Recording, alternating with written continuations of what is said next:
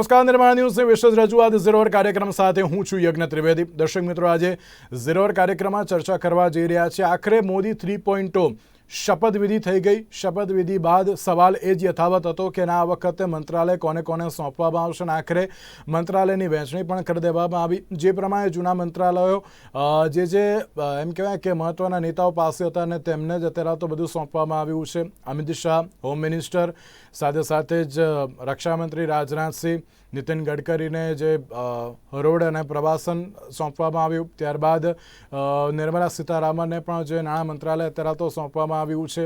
બીજી બાજુ ફેરબદલ કરવામાં આવી છે તો જેપી નડ્ડાને સ્વાસ્થ્ય મંત્રી બનાવવામાં આવ્યા છે, મનસુખ માંડવિયાને શ્રમ રોજગાર મંત્રી બનાવવામાં આવ્યા છે, સાથે જ CR પાટીલને જળશક્તિ મંત્રાલય સોંપવામાં આવ્યું છે। સાથે અલગ અલગ જો વાત કરવામાં આવે તો ઘણો મોટો પોર્ટફોલિયો અત્યારે તો જોવા મળી રહ્યો છે અને આ તમામ પોર્ટફોલિયો પર અત્યારે તો જે ચર્ચા કરીશું અને સાથે જ્યારે મોદી 3.0ની અત્યારે તો વાત કરવા જઈ રહ્યા છે। ઘણા જૂના જોગીઓને અત્યારે તો જે કાપવામાં આવ્યા છે, જે મહત્ત્વના જે એમ કહેવાય કે મંત્રાલય હતા તે મંત્રાલયથી અત્યારે તો દૂર કરીને અન્ય એવા મંત્રાલય સોંપવામાં આવ્યા છે। તો હવે સવાલ એ છે કે હવે આગામી સમયમાં કેવા પ્રકારના નિર્ણયો લેવામાં આવશે। ચર્ચા વિચારણા કરીશું આ મુદ્દા ઉપર। ચર્ચા વિચારણા કરવા માટે અમારી સાથે જોડી ગયા છે ડૉક્ટર પ્રદીપ મલિક, કે જેઓ વરિષ્ઠ પત્રકાર છે, સાથે સાથે રાજનૈતિક વિશ્લેષક પણ છે, અને હર્ષવર્ધન પાંડે કે જેઓ વરિષ્ઠ પત્રકાર છે અને રાજનૈતિક વિશ્લેષક છે। જે આ બંનેનું સૌથી પહેલાં તો સ્વાગત છે। हर्षवर्धन जी, शुरुआत आपसे करना चाहूँगा। जिस तरीके से अगर हम पहले बात करते हैं मेन मंत्रालय की, मतलब कि होम मिनिस्ट्री और साथ में रक्षा मंत्रालय, नाना मंत्रालय, सड़क परिवहन मंत्रालय, क्या कहोगे एक और बार मोदी सरकार ने सबको रिपीट किया है, ये बड़े बड़े जो मंत्रालय है वो उनके पास ही उन्होंने रखे हैं? देखिए, जो यज्ञ भाई, जो CCS वाले सारे मंत्रालय हैं वो कहीं ना कहीं भारतीय जनता पार्टी अपने पास रखने का सीधा सा मतलब है कि एक तरह से अभी भी जो है सत्ता की चाबी भले ही हम कहें नीतीश कुमार या नायडू के पास है, लेकिन सत्ता की चाबी जो है वो मोदी जी के पास है।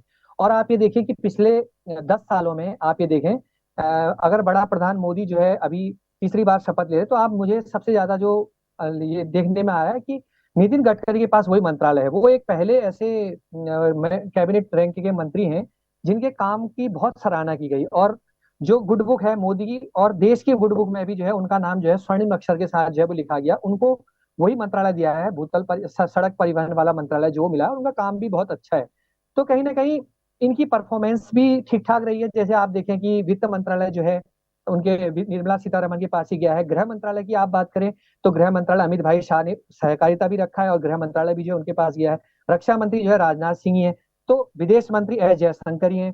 आप ये देखिए कि जो मेन मंत्रालय कहीं ना कहीं जाना है, ये साफ तौर पर ये दिखा रहा है कि जो CCS वाले जितने सारे मंत्रालय हैं उसको अपने पास रखकर कहीं ना कहीं मेन जो चाबी है वो उन्होंने अपने पास ही रखी है मोदी जी ने। और सबसे बड़ी बात जो है, इस बार का जो जनादेश मिला है, इस बार के जनादेश में बीजेपी पूर्ण बहुमत की सरकार बनाने में जो है वो सफल नहीं हो पाई। कहीं ना कहीं सहयोगियों की NDA ने जो है वो अपनी सरकार बनाई है, तो कहीं ना कहीं एक अलग तरह की दिशा दिखानी है देश को। और आपने देखा होगा कि विकसित भारत बनाने का जो संकल्प है उसको उन्होंने ले जाना है। दूसरा, वित्त मंत्रालय ने बहुत सारे सुधार वगैरह हाल के दौर में जो है वो किए हैं, तो उसको लेकर भी उन्हें आगे जाना है। 5वीं बड़ी अर्थव्यवस्था हमारे देश की जो है यज्ञ भाई वो बन चुकी है, तीसरी अर्थव्यवस्था जो है उसको बनाना है। और आज जो बैठक वगैरह हुई है पहली कैबिनेट की, उसमें इन्होंने कहा है कि साहब हम PM आवास के तहत 3 करोड़ जो है आवास बनाएंगे जो है गरीबों के लिए, जिसमें मतलब टॉयलेट भी रहेगा।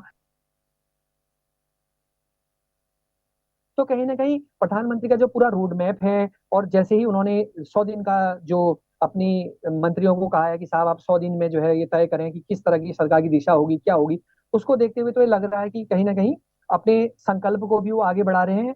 और जिस तरह से पुराने तरीके से वो अपने काम करते हैं, काम करने का जो उनका अलग तरीका है, उसको लेकर सरकार ये आगे बढ़ रही है। जी प्रदीपजी, જ્યારે આપણે સૌથી પહેલાં તો હું ગુજરાતની વાત કરું। ગુજરાતમાં જે અત્યારે તો મહત્ત્વના સાંસદો હતા તેમને કેબિનેટમાં સ્થાન પણ આપવામાં આવ્યું, અને જે મહત્ત્વના મંત્રાલય હતા અને તે પણ ક્યાંક સોંપવામાં આવ્યા હતા। અને એમાં પણ સૌથી પહેલી શરૂઆત કરીએ તો કેન્દ્રીય ગૃહમંત્રી અમિત શાહ, એમને ગૃહ અને સહકારિતા જ સોંપવામાં આવ્યું છે। રક્ષામંત્રી રાજનાથ સિંહ, વિદેશ મંત્રી S જયશંકર, જેપી નડ્ડા અને આ વખતે સ્વાસ્થ્ય મંત્રી તરીકે અત્યારે તો જે મૂકવામાં આવ્યા છે, મનસુખ માંડવિયા શ્રમ રોજગાર મંત્રી બનાવવામાં આવ્યા છે.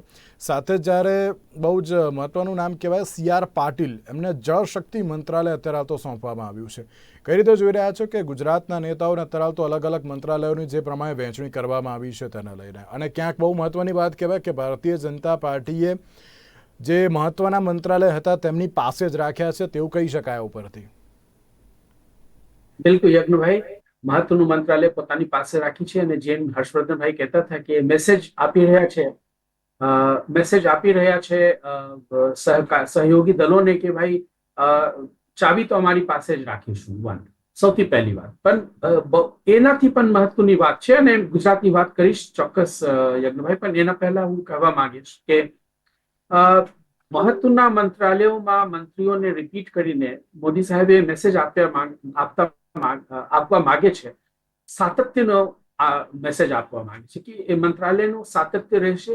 ગયા મોદી 2.0 અને મોદી 2.3 બહુ ફેર નથી so far as reforms are concern. પ્રગતિ વિકાસની જે ગતિથી, જે વેગથી આગળ વધી રહ્યા છે, જ્યાં સુધી એની વાત છે, પરિવાર કલ્યાણની જ્યાં સુધી વાત છે, સમાજ કલ્યાણની જ્યાં સુધી વાત છે, ભારતની વિદેશ નીતિ, આર્થિક નીતિ, તમામ નીતિઓની જ્યાં સુધી વાત છે, તમામ જગ્યાએ કન્ટિન્યુટી રહેશે, સાતત્યતા રહેશે. એ બહુ મહત્વની મેસેજ છે જે ભારતીય સમુદાય અને વિશ્વ સમુદાયને બહુ ઇમ્પોર્ટન્ટ હતું કે એ મેસેજ જાય. કેમ કે અમે લોકો જોયા જ્યારે રિઝલ્ટ આવતું હતું અને કઈ રીતે સ્ટોક માર્કેટ ધરામથી નીચે પડી ગયું. ના, સ્ટોક માર્કેટ એ ભારતીય અર્થવ્યવસ્થાનું સાચું પ્રતિબિંબ નથી, પણ એક પ્રતિબિંબ તો છે ચોક્કસ, રાઈટ. અને એ દર્શાવે છે કે ભારતની પ્રગતિમાં, ભારતની આર્થિક પ્રગતિમાં કેટલા વિશ્વાસ છે લોકોને. તો એ વિશ્વાસ જાળવી રાખવી એ ઇમ્પોર્ટન્ટ છે, અને એના માટે મેસેજિંગ બહુ અગત્યનું હતું કે એ મેસેજ જાય કે અમે લોકો સાતત્યતા જાળવીશું. ગુજરાતની વાત જ્યારે આપ કરો છો યજ્ઞભાઈ, CR પાટીલ સાહેબ તો ગુજરાતના છે જ, પણ અમિતભાઈ તો ગુજરાતના છે, પ્રધાનમંત્રી પોતે ગુજરાતના છે. પણ ડોક્ટર જયશંકર અને જેપી નડ્ડા એને ભૂલવું નહીં કે એ લોકો રાજ્યસભા મેમ્બર ગુજરાતથી છે. તો જેમ હર્ષવર્ધનભાઈ કહેતા હતા ને કે CCS cabinet committee on security big four કહેવાય. બિગ ફોર કયા? પ્રધાનમંત્રી પોતે, સાથમાં રક્ષા મંત્રી, વિત્ત મંત્રી, વિદેશ મંત્રી અને ગૃહમંત્રી. એમાંથી તમે જુઓ 3 તો અહીંનું થઈ ગયા. પ્રધાનમંત્રી પોતે, અમિતભાઈ, જયશંકર, અને એટલા મોટા જો ઇમ્પોર્ટન્ટ છે મંત્રાલયો એ ગુજરાતમાં જ છે. પણ that is not very important. એ બહુ મહત્વની વાત નથી કે ગુજરાતના લોકો મહત્વનું મંત્રાલય રાખે છે કે આંધ્રપ્રદેશના લોકો મંત્રાલય રાખે છે. મહત્વની વાત એ છે કે એ લોકોમાં સામંજસ્ય કેવી રીતે રહે છે. અને સામંજસ્ય મોદી 2.0 બહુ સરસ હતી, અને મને લાગે છે કે મોદી 3.0 પણ બહુ સરસ રહેવાનું છે. પાટીલ સાહેબે રેકોર્ડ મતથી જીતા છે, સેકન્ડ સતત બીજી વાર એમને એક બહુ મહત્વની મંત્રાલય આપવામાં આવી છે, અને ખુશીની વાત છે. તો જોઈએ કઈ રીતે ગુજરાતની વર્ચસ્વ, it's not good to say વર્ચસ્વ, કેમ કે ભારતની મંત્રાલય છે, ભારત યુનિયન સરકારની મંત્રાલય છે, એમાં કોઈ એક રાજ્યનું વર્ચસ્વની દૃશ્ય નહીં જોવા જોઈએ. પણ અમે ગુજરાતથી છીએ તો અમને ખુશી થાય છે કે ગુજરાતના 3 મોટા ગજાના નેતા, 3 મોટા ઇમ્પોર્ટન્ટ મંત્રાલય પોતાની એમની પાસે આવી છે. બિલકુલ સાચી વાત છે કે જ્યારે આપણે મંત્રાલયની વાત કરતા હોઈએ છીએ ત્યારે મંત્રાલયની વહેંચણી તો કરવામાં આવી, પણ આ ઉપરથી ક્યાંક એવું જોવા મળ્યું કે જે પ્રમાણે બહુમત તો ના કહી શકાય, પણ સૌથી વધારે સીટો એ ભારતીય જનતા પાર્ટીની પાસે છે. ચંદ્રબાબુ નાયડુ અને નીતિશ કુમારે જે સપોર્ટ આપ્યો છે તેમાંથી જ અત્યારે તો સામે આવે છે કે ના, ભારતીય જનતા પાર્ટી હજુ પણ પોતાને એમ કહેવાય કે ના વર્ચસ્વ હજુ જમાવી રાખ્યું છે કે ભાઈ મહત્વના જે પણ કોઈ મંત્રાલય હતા એ અમે અમારી જોડે રાખીશું. हर्षवर्धन जी, ज्योतिरादित्य सिंधिया, उनको पहले नागरिक उड्डयन मंत्रालय सौंपा गया था, अब उनको टेलीकॉम सौंप दिया है. लल्लन सिंह जो बहुत ही महत्वपूर्ण जो सांसद है उनको इस बार पशुपालन मंत्रालय भी अभी सौंप दिया गया है। साथ में अगर हम बात करें तो चिराग पासवान को भी अभी खाद्य प्रसंस्करण मंत्रालय भी सौंप दिया गया है। और ये भी हम कह सकते हैं कि अगर हम चंद्रबाबू नायडू की बात करें, मतलब कि हम टीडीपी की बात करें, तो टीडीपी के भी जो सांसद है उनको भी अलग अलग, सॉरी जी, राम मोहन नायडू हैं जी हाँ, राम मोहन नायडू को भी, राम मोहन नायडू टीडीपी से हैं, तो उनको जो है अभी जो है सिंधिया वाला जो नागरिक उड्डयन वाला है वो विभाग जो है वो दिया गया है। जी सकते हैं हर्षवर्धन जी, जिस तरीके से हम टीडीपी की बात कर रहे थे या फिर नीतीश कुमार की भी बात कर रहे थे, उन लोगों की जो भी मांग थी मंत्रालय को लेके, मगर वो मंत्रालय तो उनको नहीं सौंप दिए गए। मगर इससे हम ये कह सकते कि अभी जो स्टेट इलेक्शन आएंगे वहाँ पे भारतीय जनता पार्टी ज़्यादा दखल नहीं देगी, इसके ऊपर से हम कह सकते हैं। क्योंकि आंध्र में भी कल चंद्रबाबू नायडू शपथ लेने जा रहे हैं, और साथ में उड़ीसा में भी है, और साथ में बिहार का भी अब इलेक्शन आने वाला है। तो लगता है कि नहीं, जो राज्य की जो मांग थी वो सब कुछ वो कह सकती नहीं वो फुलफिल कर देंगे, मगर जो सेंट्रल की मांग थी वो फुलफिल नहीं करेंगे। क्या कहोगे आप? देखिए यज्ञ भाई, मेरा ऐसा मानना है व्यक्तिगत तौर पे कि इन राज्यों के जो क्षेत्रीय छत्रप हैं, चाहे वो नीतीश कुमार हो या चंद्रबाबू नायडू हैं, इनके लिए जो है केंद्र के पास जो है चाबी रहनी बहुत जरूरी है। और इनको क्या है, अपने राज्यों के लिए सबसे ज्यादा देश की राजनीति से ज्यादा इनके लिए अपने को खुद की राजनीति जो स्टेट की है वहां पर स्टेब्लिश करने की सबसे बड़ी चुनौती है। और वो कर ही रहे हैं। नीतीश कुमार आप देख रहे हैं, केंद्र से ज्यादा वो अपने राज्य में करना चाह रहे हैं, और वो बीजेपी के साथ मिलकर ही जो है बिहार की सरकार चला रहे हैं। और उनको भी अपने राज्य के लिए जो है वो पैकेज चाहिए, और पैकेज तब मिल पाएगा जब केंद्र में जो है आपको भरपूर मदद दी जाएगी। कुछ इसी तरह की स्थिति आपकी नायडू के साथ है। चंद्रबाबू नायडू लंबे समय तक एक तरह से दिल्ली से जो वो दूर रहे, उसका उनको खामियाजा जो है वो भुगतना पड़ा। फिर उसके बाद जगन मोहन रेड्डी आए, उन्होंने कई तरह की डीबीटी की तमाम तरह की योजनाएं चलाई, उससे राज्य पे जो है आर्थिक व्यय बहुत ज्यादा बढ़ गया। और यज्ञ भाई मैं बता दूं आपको, आंध्र में अभी इस समय ये स्थिति है, आंध्र बहुत ज्यादा कर्ज आंध्र प्रदेश के अंदर बढ़ गया है, और जो सरकारी कर्मचारी हैं उनको वेतन देने तक के लिए भी आंध्र प्रदेश में जो है लाले पड़ेंगे, क्योंकि खजाना पूरी तरह से खाली है। तो उनके लिए एक बेहतर स्थिति यह है कि वो राज्य में मुख्यमंत्री बने, साथ में जो है केंद्र से पर्याप्त जो है मदद लें। और वो तभी मिल पाएगी जब बड़ा प्रधान मोदी जो है उनके लिए खुशियों की सौगात देंगे, धन के रूप में पैसे की बरसात करेंगे या पैकेज देंगे। तो इन दोनों राज्यों के जो छत्र में, चाहे नीतीश कुमार हो चाहे नायडू हो, उनके लिए अपनी राज्य की राजनीति में बने रहना बहुत जरूरी है। और मैं आपको बता दूं, जो इनके बेटे लोकेश हैं, ये चंद्रबाबू नायडू के, अपने पिता को जो है, चंद्रबाबू नायडू को जो है अपने बेटे लोकेश को भी राजनीति में जो है कहीं ना कहीं स्टेब्लिश करना है लंबे समय से।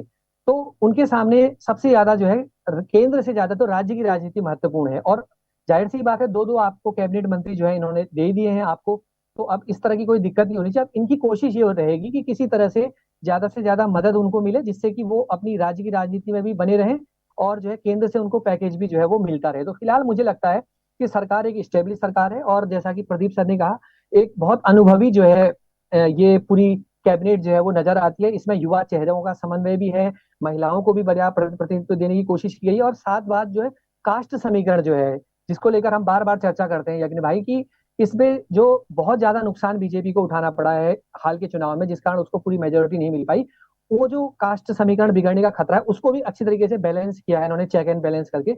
जैसे कि आप देखें, सामान्य से आपके लगभग 28 मंत्री जो है वो बनाए गए हैं। ओबीसी, बार बार जो राहुल गांधी कहते हैं ओबीसी चेहरे नहीं है, तो इस कैबिनेट को देखने के बाद मुझे लगता है कि लगभग आपके 27 चेहरे ऐसे हैं कि जो ओबीसी से हैं, उसमें फिर एससी समाज से भी समान प्रतिनिधित्व दिया गया है। तो ओवरऑल आप देखें कि कुल मिलाकर पूरा समीकरण जो है बहुत बेहतर बन रहा है, और अनुभव का भी मिश्रण है, और हर तरह की संभावनाएं जो इसमें नजर आती हैं मोदी 3.0 में। जी બિલકુલ પ્રદીપજી, જ્યારે આપણે બિહારની વાત કરીએ તો જે પ્રમાણે આપે કહ્યું હતું કે ના, બિહાર એ અત્યારે આખા દેશમાં સૌથી ગરીબ રાજ્ય પણ તેને અત્યારે તો જે કહેવામાં આવતું હોય છે, અને એ જ અનુસાર જ્યારે નીતિશ કુમાર અને ચંદ્રબાબુ નાયડુની આપણે જે ચર્ચા કરતા હતા પહેલાં પણ કે ના, એ કિંગ મેકર છે, પણ એ લોકોની સેન્ટ્રલ લેવલની જે કોઈ પણ માંગ હતી તે ન સ્વીકારવામાં આવી, અત્યારે હાલ તેની ઉપરથી ફલિત થઈ રહ્યું છે. ના નહીં, લલ્લનસિંહને પણ અત્યારે હાલ તો જે કેબિનેટ સોંપવામાં આવ્યું છે, જી કિશન રેડ્ડીને પણ અત્યારે હાલ તો જે કેબિનેટ આપવામાં આવ્યું છે, પણ એક મંત્રાલય અત્યારે હાલ તો સોંપવામાં આવ્યા છે. પછી એમ કહી શકાય કે ના અત્યારે જે રાજ્યની જે અલગ અલગ માંગ હતી, જે પ્રમાણે બિહારની વાત કરીએ કે પછી આંધ્રની વાત કરીએ, તો તેમણે એમ કહ્યું હતું કે ના વિશેષ રાજ્યનો દરજ્જો આપવામાં આવે, તેવી પણ માંગ તેમના દ્વારા કરવામાં આવે. એટલે કે એવું લાગે છે કે ના અત્યારે તો રાજ્યની તમામ માંગ સંતોષી લેવામાં આવશે. ત્યાં જો ઇલેક્શન હશે તો પણ એમ કહેશે કે ના તમે તમારી રીતે લડો, અમારે અત્યારે તો કોઈ ઇન્ટરફિયર કરવું નથી. એ પ્રકારની પણ ક્યાંક પરિસ્થિતિ ભારતીય જનતા પાર્ટી લાવે તેવી શક્યતાઓ તો છે જ. જો બિહારમાં આવતા વર્ષે ચૂંટણી થવાની છે અને હરિયાણામાં આ વર્ષે જ થશે. તો જુઓ, જેમ હર્ષવર્ધનભાઈ કહેતા હતા અને અમે લોકો પણ ચર્ચા કરીએ છીએ કે આંધ્રપ્રદેશ અને બિહારને મંત્રાલયથી વધારે મહત્વની બાબત અત્યારે છે કેન્દ્રથી સહાય. એ કોઈ પણ રીતે આવે, આર્થિક એનો સ્પેશિયલ રાજ્યના દરજ્જાના રૂપમાં આવે, જે કે મુશ્કેલી છે કેમ કે ફાઇનાન્સ કમિશને ના પાડી દીધા છે કે કોઈ રાજ્યને સ્પેશિયલ દરજ્જા આપવામાં આવશે નહીં, પણ ફાઇનાન્શિયલ પેકેજ તો આવી શકે કોઈ ને કોઈ રીતે. એમાં જુઓ, ફૂડ પ્રોસેસિંગ ઇન્ડસ્ટ્રી ચિરાગ પાસવાનને આપવામાં આવે છે અને MSME જીતન રામ માઝીને આપવામાં આવે છે અને પંચાયતી રાજ લલનસિંહને આપવામાં આવે છે. પંચાયતી રાજ, MSME અને ફૂડ પ્રોસેસિંગ. બિહાર કોઈ બહુ મોટા Bihar is not at all an industrial state. એ કૃષિ ઉપર આધારિત રાજ્ય છે, પુઅર છે અને કૃષિ ઉપર આધારિત રાજ્ય છે. આ જો તમે જોશો તો મને લાગે છે કે કદાચ Chirag Paswan must be very happy કે એમની પાસે ફૂડ પ્રોસેસિંગ ઇન્ડસ્ટ્રી આવી છે. એ કશું કરી શકે બિહાર માટે, રોજગાર અને ઇન્ડસ્ટ્રી લાવી શકે, ફૂડ પ્રોસેસિંગ બેઝ, અને રોજગારની તકો ઊભી કરી શકે ત્યાં. એ જ રીતે જીતન રામ માંઝી, MSME, મોટા ઇન્ડસ્ટ્રી તો છે જ નહીં ત્યાં. MSME કોટેજ ઇન્ડસ્ટ્રીઝના સહારે જ તમે રોજગારના તક ઊભા કરી શકો. અને બિહારમાં રોજગારની જે રીતે ગુજરાતના યુવાનો રોજગાર માટે બહુ લાલાયિત નથી કેમ કે એ પોતાના ઇન્ડસ્ટ્રી સ્થાપિત કરી શકે અથવા તો આંત્રપ્રેન્યોરશિપમાં જઈ શકે, પણ બિહારના યુવાનો મોસ્ટલી રોજગાર શોધે છે. તો એ જ રીતે MSME ના થ્રુ અને ફૂડ પ્રોસેસિંગના થ્રુ ઘણા બધા પ્રગતિ કરી શકાય અને રોજગારની તકો ઊભી કરી શકાય. પંચાયતી રાજ જુઓ, બિહાર અગેન ફરીથી તમે જુઓ, બિહાર ગુજરાતની જેમ ઇન્ડસ્ટ્રીયલાઇઝ સ્ટેટ નથી, અર્બનાઇઝ સ્ટેટ નથી, લાર્જલી રૂરલ સ્ટેટ છે. પંચાયતી રાજ બહુ મહત્વનો થઈ જાય છે ત્યાં. જો સ્પેશિયલ ફંડ આવે તો એને વાપરવા ક્યાં? પટના કે ભાગલપુર કે મુઝફ્ફરપુર જેવું મોટા શહેરોમાં નથી. એ નાના શહેરો, નાના ગામડાઓમાં યુઝ કરવાના છે. એ લીધે પંચાયતી રાજ બહુ અગત્યનું થઈ જાય છે. તો સારા એવા મંત્રાલયો બિહારને આપવામાં આવી છે, મને એમ લાગે છે. અને આવતા વર્ષે ચૂંટણીમાં જવાના છે, જનતાને ફેસ કરવાના છે. તો નીતિશ કુમારને ખુશ રાખ્યા છે. લલનસિંહ ઇઝ ઓલમોસ્ટ નંબર 2 છે જનતા દળ યુનાઇટેડમાં. ઘણા વર્ષોથી એમની લેફ્ટનન્ટ રહ્યા છે, બ્રિગેડિયર જનરલ રહ્યા છે લલનસિંહ ઘણા વર્ષોથી. તો એમને સરસ ઇમ્પોર્ટન્ટ મંત્રાલય આપવામાં આવી છે અને ચિરાગ પાસવાન અને માઝીને પણ લે. તો આવતા વર્ષે લોકો જ્યારે ચૂંટણીમાં જશે, જનતા સમક્ષ જશે, તો કંઈક કરવાનો તક છે અને જો એ કરશે તો એમને ફાયદા પણ મળશે. અને અમે લોકો જાણીએ છીએ કે ભાજપા ઇલેક્શન મશીનરી છે. આ સરકારની ગઠન થઈ રહી છે અને આવતી ચૂંટણીની તૈયારી પણ થઈ રહી છે બિહારમાં પણ. અને તમે જુઓ તો હરિયાણામાં પણ ખટ્ટરને કેન્દ્રમાં લઈ ગયા છે. શાના માટે? કેમ કે ત્યાં જાટ લોકો ભાજપાને વોટ આપી રહ્યા નથી. ફાર્મર્સમાં દ્વેષ, રોષ છે અત્યારે. કિસાનોમાં રોષ છે. જાટ લોકો બહુ ગુસ્સામાં છે ભાજપાથી. તો નોન જાટ વોટને કન્સોલિડેટ કરી રહ્યા છે ખટ્ટરની થ્રુ, સૈનીની થ્રુ થોડીક પછાત વર્ગના લોકોને કન્સોલિડેટ કરી રહ્યા છે. તો એ રીતે તમે જુઓ કે આ મંત્રાલયનું ગઠન થઈ રહ્યું છે વિકસિત ભારતના નિર્માણ માટે. સાથે સાથે ભાજપની જે સ્પેશિયાલિટી છે કે ચૂંટણી ઉપર એક નજર હંમેશ રાખવી, તો એક નજર હંમેશ રાખી છે અને આ મંત્રાલયની ગઠન અને मंत्रालय वेचनीમાં પણ એ જોવામાં મળે છે.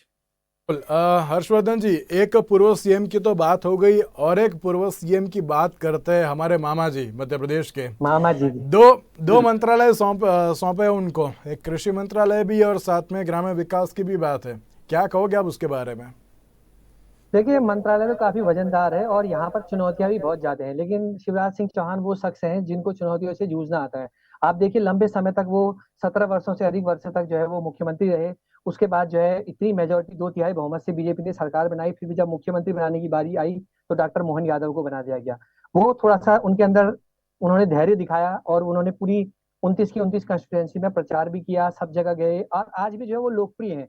और दूसरा, कृषि को लेकर जिस तरह से काम मध्य प्रदेश के अंदर हुआ है, जैसे जैविक खेती की दिशा में भी मध्य प्रदेश तेजी के साथ आगे बढ़ रहा है, इसको देखते हुए उनके सामने एक बहुत बड़ी चुनौती है। वो देश में एक नई लकीर खींचे अपने इस कार्यकाल में और वो करेंगे। लेकिन सबसे बड़ी चुनौती अग्नि भाई कृषि को लेकर हुई है मोदी सरकार के इस दौर में। जो काला कानून बार बार कहते थे हम लोग, कृषि कानून को लेके मतलब बार बार विवाद की स्थिति रही है विपक्ष के साथ, तो उसको टैकल करने की उनके सामने एक बहुत बड़ी चुनौती होगी कि वो किस तरीके से जूझते हैं। जहां तक ग्रामीण विकास की बात करें तो ग्रामीण विकास भी जो है उनके दिल के बहुत ज्यादा करीब है। वो खुद किसान के बेटे हैं, कृषि मंत्री भी मिला है और ग्रामीण विकास भी वो अच्छे तरीके से कर सकते हैं। लेकिन देखना होगा कि किस तरीके से वो आगे करते हैं काम। जी। જ્યારે આપણે એમ કહેવાય ને બહુ મહત્ત્વના એક મંત્રાલયની વાત કરવા જઈ રહ્યો છું, સ્વાસ્થ્ય મંત્રાલય જેપી નડ્ડાને આ વખતે જે સોંપવામાં આવ્યું છે, જે ડૉક્ટર મનસુખ માંડવિયા પાસે હતું તેમને તરત તો શ્રમ રોજગાર મંત્રાલય આપવામાં આવ્યું છે. કઈ રીતે જોઈ રહ્યા છો જેપી નડ્ડાનું જે અત્યાર સુધીનું જે કાર્યકાળ અને જે પ્રમાણે ભારતીય જનતા પાર્ટીના રાષ્ટ્રીય અધ્યક્ષ તરીકેની જે જવાબદારી, આટલી બધી જે વિધાનસભાનું ઇલેક્શન આવ્યું કે પછી અન્ય બે ઇલેક્શન આવ્યા ત્યાં પણ સારો એવો પ્રચાર પ્રસાર કર્યો અને અત્યારે જે આ બહુ મહત્ત્વની જવાબદારી કેબિનેટમાં પણ સોંપવામાં આવી છે, કઈ રીતે જોઈ રહ્યા છો આપ તેને પણ? ચોક્કસ જેટલુભાઈ, બહુ મહત્વની જિમ્મેદારી છે. મનસુખભાઈ બહુ સરસ કામ કર્યા.